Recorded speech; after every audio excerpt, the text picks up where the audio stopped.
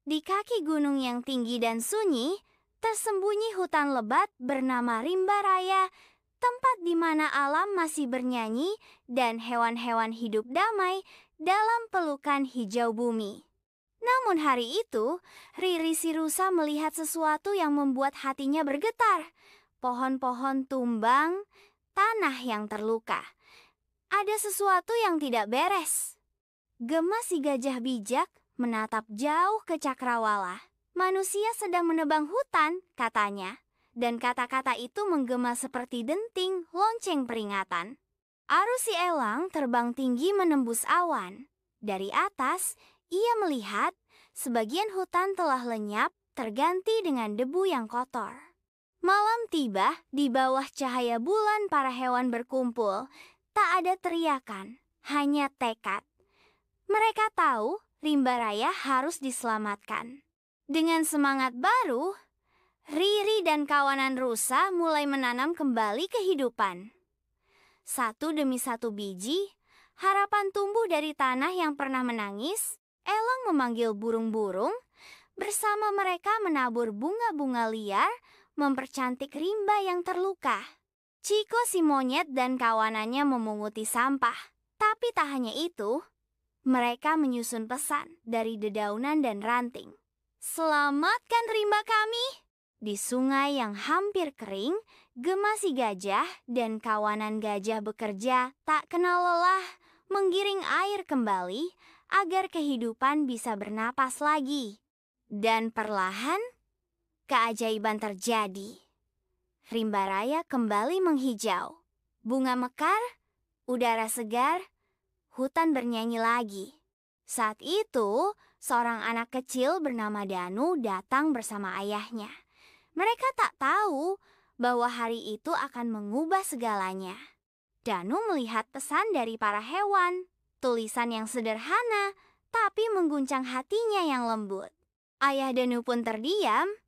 Tatapan Gema, si gajah dalam, jujur, penuh permohonan menyentuh sisi manusia yang nyaris terlupa.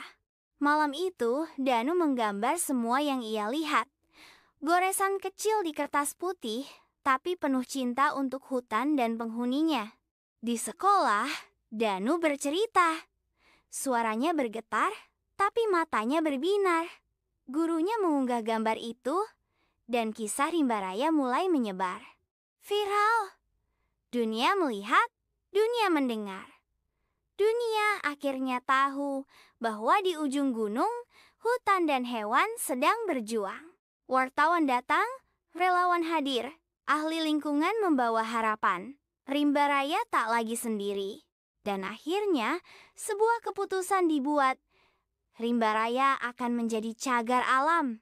Seruan itu seperti hujan pertama bagi tanah yang lama gersang. Hewan-hewan bersorak.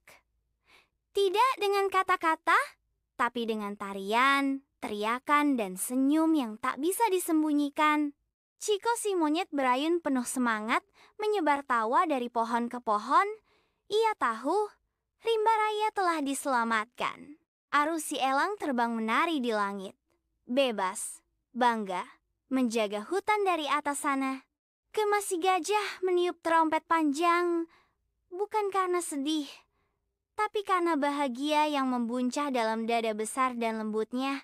Danu dan ayahnya kembali. Kini bukan untuk membangun jalan, tapi untuk menyaksikan keajaiban. Hutan yang hidup, yang damai, yang abadi. Di bawah pohon rindang, Danu tersenyum. Riri mendekat, Aru terbang, Gema berjaga.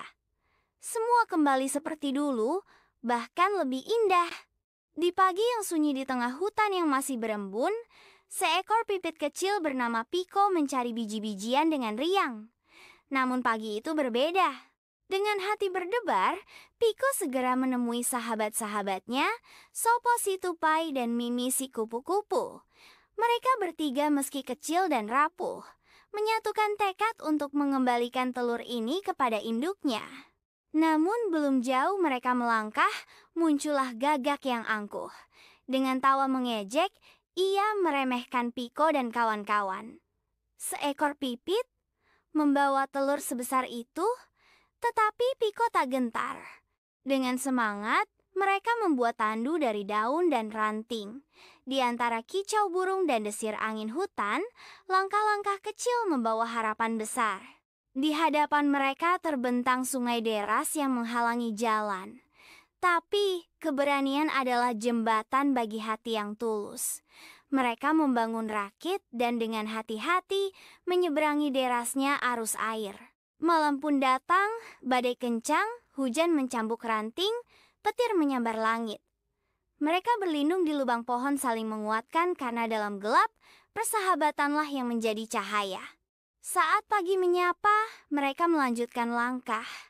Di jalan, mereka nyaris terperangkap dalam jebakan manusia.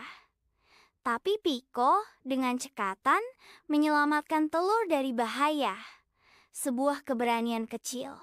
Mereka menuruni lereng curam, menyeberangi akar-akar besar, dan menghadapi binatang buas. Tapi mereka tak menyerah, karena harapan lebih kuat dari rasa takut. Lalu terdengar suara lirih, tangisan. Mereka mengikuti suara itu hingga mendapati seekor elang putih, besar, megah, dan hancur hatinya karena kehilangan anaknya. Piko memandang telur yang dibawanya, lalu ke sang induk elang. Inilah saatnya. Dengan penuh kehati-hatian, mereka mendekati sarang. Dengan penuh cinta, mereka letakkan telur di sarang. Elang putih mengembangkan sayapnya dan memeluk anaknya. Pesan moral: persahabatan sejati, sekecil apapun dirimu bisa membawa keajaiban. Bantuan tulus akan kembali dengan kebahagiaan.